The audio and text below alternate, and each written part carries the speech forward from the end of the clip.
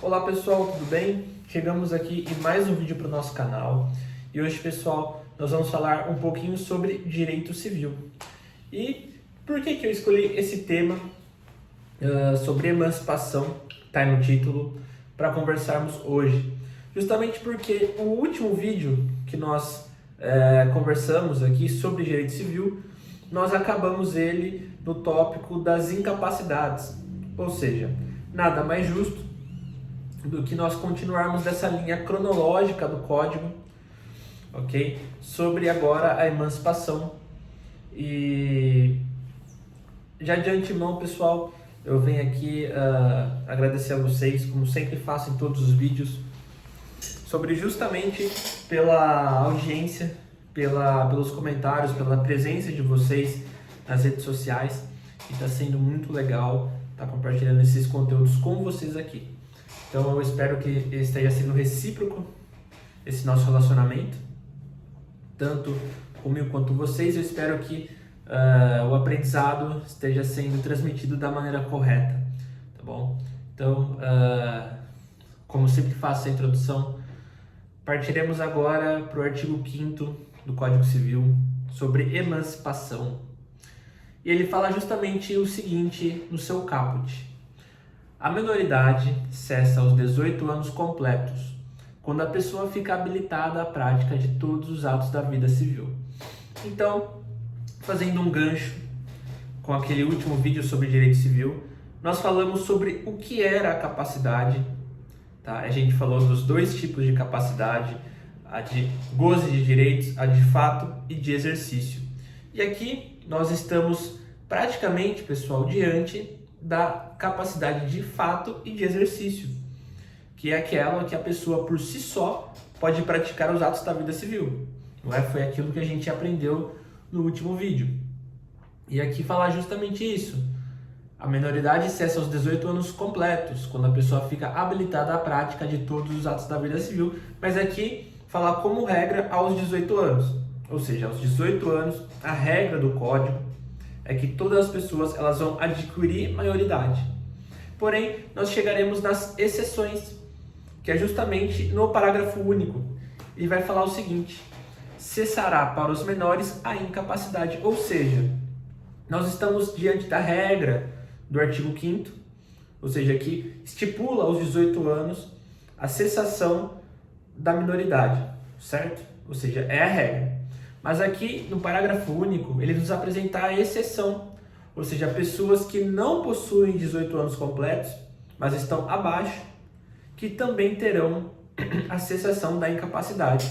Ou seja, aqui entramos exatamente no código, nessa linha de pensamento da emancipação. E mostro para vocês o seguinte: as hipóteses que estão previstas no artigo 5º, parágrafo único, que são as seguintes: pela concessão dos pais ou de um deles na falta do outro, mediante instrumento público, independentemente de homologação judicial, ou por sentença do juiz ouvido o tutor, se o menor tiver 16 anos completos. Inciso 2º, pelo casamento. 3º, pelo exercício de emprego público efetivo. 4º, pela colação de grau em curso de ensino superior. E 5º, pelo estabelecimento civil ou comercial ou pela existência de relação de emprego, desde que, em função deles, o menor com 16 anos completos tenha economia própria. Então aqui, pessoal, nós vimos diversas hipóteses que o menor, de 18 anos, ele vai ter cessado a sua incapacidade, ou seja, aqui o legislador impôs que são hipóteses que ele já vai estar com um discernimento suficiente para estar regendo por si só os atos da vida civil. E a doutrina, pessoal, ela faz uma diferença entre esses incisos, que são 3 hipóteses, que é justamente as seguintes. A primeira hipótese é a emancipação voluntária. E a emancipação voluntária, ela vai ser a única, tá, dentro desse rol, que vai ser no inciso 1º, que fala pela concessão dos pais ou de um deles na falta do outro, mediante instrumento público, independentemente de homologação judicial.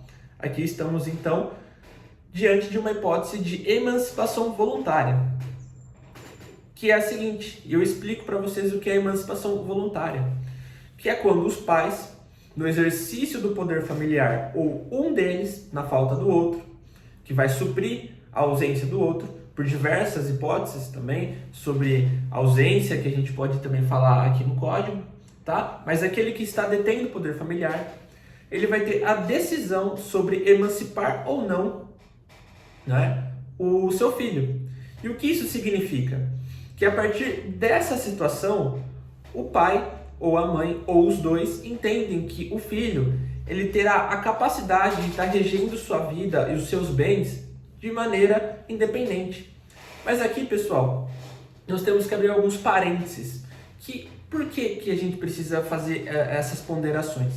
Porque não é um instrumento que pode ser muito facilmente utilizado por fraudes ou por tudo mais? Exatamente.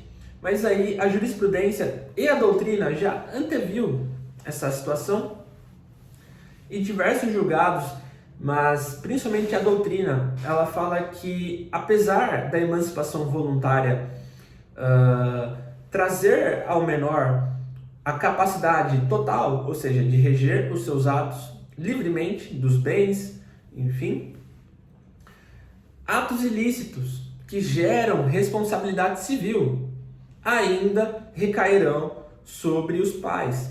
E por que isso acontece? Porque apesar da emancipação ser voluntária, os pais decidiram de tal forma, ainda eles terão essa obrigação, melhor dizendo, de indenizar em caso de dano ou ato ilícito. Ou seja, apesar da emancipação voluntária estar tirando da esfera de responsabilidade dos pais o menor, ele terá ainda, os pais terão, melhor dizendo, a responsabilidade de indenizar em caso de ato ilícito cometido pelo emancipado. Ou seja, apesar de ser uma hipótese que vai emancipar totalmente o menor, os pais ainda terão responsabilidade sobre tais atos. Ou seja, é importante justamente porque tira um pouquinho da asa dos pais, porém ainda há responsabilidade sim. E essa daqui é a única hipótese de emancipação voluntária que a lei impõe, tá bom? Que é justamente pela vontade dos pais, mas a gente viu que essa vontade, apesar de ela ser respeitada, tá bom? Ainda assim terá a responsabilidade de indenização, ok? E sempre, pessoal, essa emancipação ela terá que vir através de instrumento público, ou seja, os pais terão que ir até o cartório de registro civil e vão ter que constar isso lá no cartório e também no assento de nascimento, que vai ser justamente o ato para dar publicidade à emancipação, ok? Então, passada essa primeira hipótese pela concessão dos pais, passamos então por a emancipação judicial.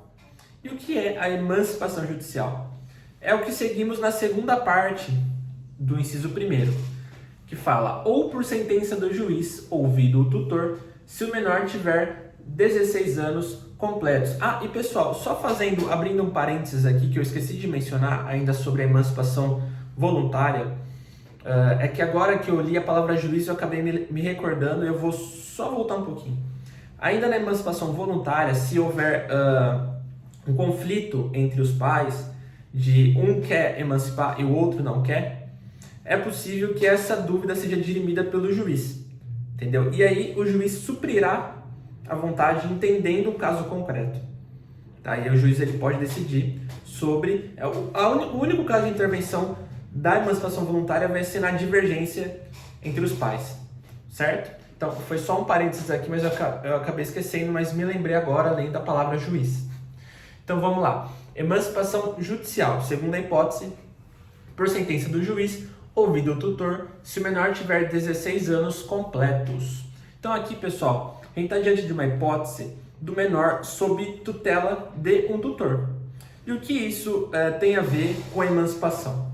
Existem muitos casos, pessoal, que tutores eles são selecionados pelos magistrados, tá? Quando, por exemplo, a criança ela não possui os pais, ou os pais faleceram, ou seja, quer se manter essa finalidade, né, de responsabilidade sobre o menor de alguém próximo, de alguém que o magistrado entenda de confiança, para cuidar e estar gerindo o patrimônio e os bens daquele menor, certo? Porém, há hipóteses, pessoal, e isso acaba sendo muito corriqueiro, a gente pode observar tanto nos casos concretos, que os tutores, eles chegam em um determinado momento, principalmente se o tutor ele não tiver falando a mesma língua que o tutelado, o tutor ele vai falar assim, ó, eu não quero mais, entendeu? Eu quero cessar essa tutela e eu vou emancipar ele, entendeu? E é uma hipótese, pessoal, que acontece bastante, né? E aí o juiz ele vai ouvir e vai entender se é caso ou não de emancipação, tá bom? Mas se não for caso de emancipação, o juiz ele não vai dar essa sentença homologando esse pedido, tá bom? Mas ele também pode nomear outro tutor se ele achar que deva, né? Mas essa hipótese de emancipação judicial é justamente essa, que é o seguinte: se o menor tiver 16 anos completos, ouvido o tutor por sentença do juiz, ou seja, o juiz ele vai entender se o menor sob tutela ele vai ter a emancipação ou não, observando o caso concreto. Porque sempre quando nós tratamos de emancipação, o que nós temos que lembrar é justamente que aquele menor ele vai ter a capacidade por si só, né, antes dos 18 anos, de estar gerindo, né, os seus bens ou também ali a sua vida, né? Mas aqui é uma hipótese de emancipação judicial. Eu até separei, pessoal, também uma parte da doutrina falando sobre isso, que eu achei muito interessante. Aqui fica a citação do professor Carlos Roberto Gonçalves, tá bom? E que eu achei muito legal, que é pra gente falar sobre ela aqui. Que é o seguinte, que é sobre o procedimento da emancipação judicial. E que ele fala: o procedimento é o previsto nos artigos 719 e seguintes do Código de Processo Civil. Requerida a emancipação, serão citados todos os interessados, bem como intimado o Ministério Público nos casos do artigo 178, para que se manifestem querendo no prazo de 15 dias. Provando o menor que tem capacidade para reger sua pessoa e seus bens, o juiz considerará a emancipação por sentença, depois de verificar a conveniência do deferimento para o bem do incapaz, formando livremente o seu convencimento sem a obrigação de seguir o critério da legalidade estrita. Tá bom? Ou seja, aqui a emancipação ela vai ser sempre em prol do interesse do menor. Ou seja, a gente viu que muitos tutores querem se livrar, mas não é bem assim que funciona, porque tudo tem a ver com o interesse do menor, tá bom? Então a gente viu aqui sobre o procedimento e sempre como há o interesse de um menor, o Ministério Público ele tem de ser intimado para se manifestar, porque o Ministério Público ele é o fiscal da lei, atua como custos legis, né? Então essa é a segunda hipótese que nós temos de emancipação, que é a emancipação judicial. E por fim, pessoal, chegamos aqui nas hipóteses de emancipação legal. Ou seja, são aquelas hipóteses que o legislador determinou, que ele entende que atendem os interesses do incapaz, tá? Mas tudo depende também do caso concreto, tá, pessoal? Mas são as hipóteses que o legislador entende que o incapaz, ou melhor dizendo, o menor, ele terá a sua incapacidade cessada, não é? E vamos lá. Inciso 3º, pelo casamento. Então aqui, pessoal, o casamento. Nós sabemos que para casar no Brasil,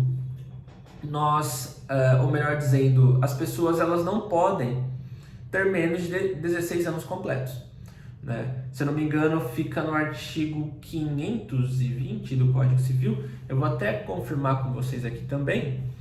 Mas o casamento, pessoal, ele é uma hipótese, perdão, não é o 520, é o 520, pessoal. Peço perdão ali pelo erro. Mas o casamento, ele é uma hipótese de emancipação justamente por quê? Porque se as duas pessoas com 16 anos completos entendem que possuem o discernimento para o casamento, a lei subentende que elas também podem reger os atos da vida civil livremente. Ou seja, aqui nós não estamos diante de uma hipótese de emancipação voluntária, onde os pais falaram, não, você pode ir e você vai ser emancipado. Aqui é a lei que está dizendo. Porque nós vemos, principalmente no Brasil, pessoas que são menores de idade, menores de 18 anos, se casando. E isso é uma prática que está sendo muito comum. E o legislador chegou no entendimento que 16 anos seria a idade núbil. E justamente por ter essa idade, de 16 anos, o legislador, através do artigo 5º, fez essa interpretação e falou que é uma causa de emancipação. Ou seja, a pessoa que se casar com 16 anos terá direito à emancipação. Certo? Porque se ela pode casar, subentende-se que ela também tem capacidade para estar ali exercendo os atos da vida civil por si só. Ou seja, é uma hipótese clara, uma hipótese que ela é muito cotidiana, tá bom? E é legal aqui também nós só fazermos um parêntese, tá, pessoal? 2 no caso, que o casamento ele pode vir a acabar, né? Hoje em dia é muito comum as pessoas se casarem, né? E pouco tempo depois já terminarem o seu relacionamento. Mas a questão que fica é, se a pessoa se casou e se emancipou, como vai ficar a questão da emancipação se ela não tiver atingido os 18 anos? Aqui, pessoal, temos que lembrar que esse tipo de emancipação, ele é para sempre, né? Essa é a palavra. Se você é emancipado hoje, essa emancipação ela vai perdurar para sempre. Ou seja, você não pode revogar a emancipação, certo? Inclusive nas hipóteses que nós falamos lá atrás também. Ou seja, a emancipação ela não pode ser revogada, tá bom? Mas existem hipóteses que ela pode não existir, que é, por exemplo, nos casos de nulidade ou anulabilidade do casamento. Né? Hipóteses de nulidade do casamento, nós encontramos várias pelo Código, e também de anulabilidade, tá? São as únicas hipóteses que a emancipação ela não vai estar valendo, mas aqui ela sequer chegou a existir, né? Principalmente no caso das nulidades, tá? Mas então, a emancipação ela não pode ser revogada, mesmo que a causa que deu a origem à emancipação seja cessada, certo?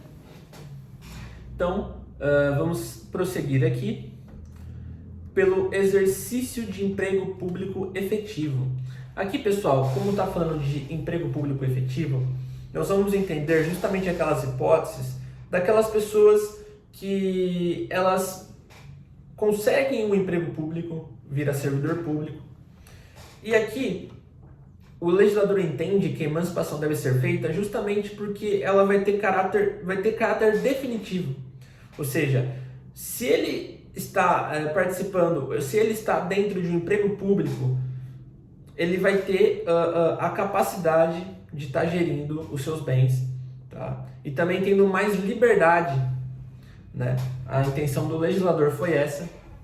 E eu também aqui separei para vocês, pessoal, uma hipótese da doutrina que eu achei super interessante, que fala justamente o seguinte, ainda na mesma linha do professor Carlos Roberto Gonçalves, tá bom? Que ele fala que no tocante ao exercício de emprego público efetivo, malgrado dominante a corrente que exige tratar-se de emprego efetivo, afastando os interinos, contratados, diaristas e mensalistas, tem algumas decisões abrandando o rigor da lei, entendendo que deve prevalecer o status de servidor público, qualquer que seja o serviço ou função administrativa e o modo de sua investidura. O fato de ter sido admitido no serviço público já denota maturidade e discernimento, máxime quando a simples existência de relação de emprego com o estabelecimento de economia própria é hoje suficiente para a emancipação. Ou seja, pessoal, é o que nós acabamos de comentar. Aqui, se a pessoa ela está no emprego público efetivo, subentende-se que ela também tem capacidade para estar ali regendo os atos da vida civil de maneira isolada, não é? Subentende-se isso, o legislador deixou expresso isso e a doutrina confirmou para a gente, né, interpretando esse dispositivo. Tá? Mas aqui, como nós vimos também, existem decisões que estão abrandando, né, o rigor da lei por meio de equidade. Né? Mas aqui nós temos que ter um pouquinho de cuidado também, porque ainda, na minha visão, ainda custa a entender essa parte do emprego público que não seja efetivo, né, justamente porque ele não tem o caráter de continuidade se não for efetivo, ou seja, pode ser que apesar da pessoa do menor do menor emancipado agora estar trabalhando, não tem aquela previsibilidade, né? Isso ainda é uma hipótese que para mim não está tão clara, né, que a doutrina fala e alguns julgados da jurisprudência, tá? Mas existe essa hipótese e ela é aceita, tá bom?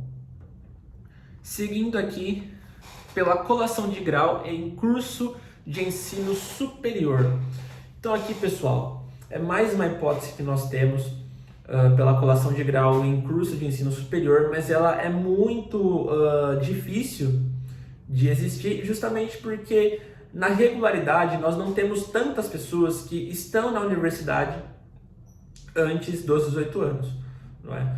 O curso normal e regular disso é que nessa idade a pessoa ainda esteja cumprindo o ensino médio a partir dos 18 anos, aí, ou dos 17 no caso, né, entrando na universidade. Mas nos casos aqui, pessoal, a pessoa ela já tem o curso completo e ela precisa se emancipar para colar o grau, né? Aqui nós estamos falando daquelas pessoas que a doutrina fala que são os gênios, né? Aquelas pessoas que são realmente fora da curva e desde os seus 12, 13 anos ou menos ainda já estão dentro das universidades, né? Mas aqui o processo de reconhecimento desse tipo de aluno vai depender também de vários fatores do Ministério da Educação, tá bom? Ou seja, não é simplesmente ele estar na faculdade, né? Ele tem que estar comprovadamente apto para estar na universidade antes ali de ter passado do ensino médio, né? Mas é uma hipótese também que o legislador previu, tá? De emancipação, justamente porque existem gênios, existem pessoas que contribuem muito para a ciência, principalmente nessas áreas da matemática, da física, da química. Então são pessoas que merecem a sua atenção de maneira especial, não é? E chegamos aqui então no último inciso da emancipação, pessoal, que fala pelo estabelecimento civil ou comercial ou pela existência de relação de emprego, desde que, em função deles, o menor com 16 anos completos tenha economia própria. Então aqui, pessoal, a gente está diante daquela hipótese, né, daquele menor, né, com 16 anos completos, ele vai ter a sua incapacidade cessada, justamente porque ele tem economia própria, ele tem estabelecimento comercial, né?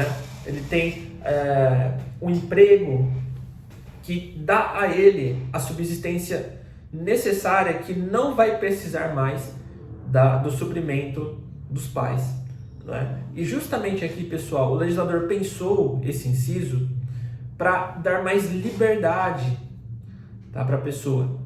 Porque vamos pensar no caso daqueles atores mirins, dos jovens cantores, não é?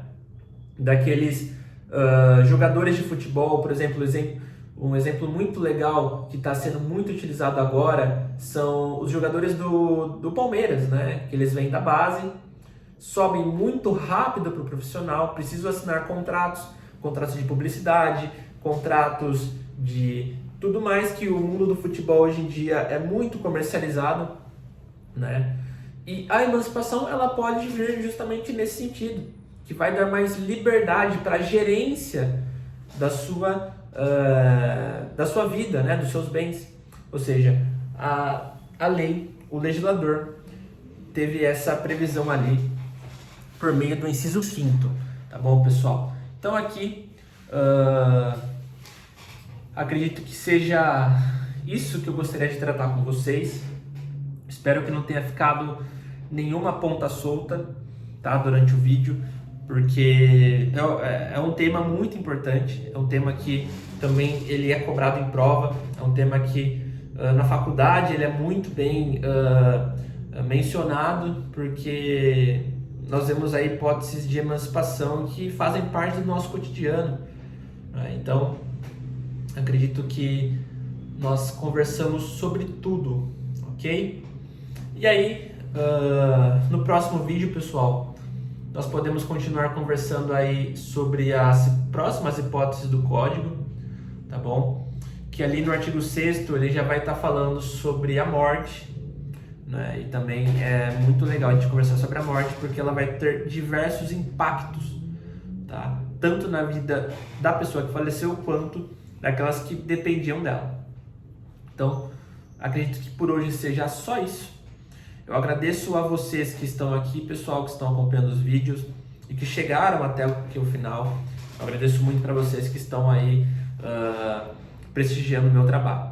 Então, muito obrigado e até o próximo vídeo.